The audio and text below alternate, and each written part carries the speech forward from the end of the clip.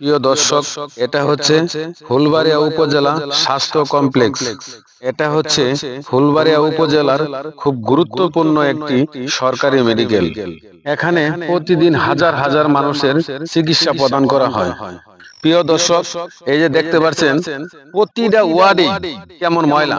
ওয়ার্ডের সামনে যদি এরকম ময়লা থাকে তাহলে তো আরো রোগ বৃদ্ধি ছড়াবে। এই যে একটা দেখেন শিশু বাচ্চা ময়লার উপর দিয়ে হেঁটে যাচ্ছে। এরকম ময়লা থাকলে আরো রোগ বৃদ্ধি ছড়াবে।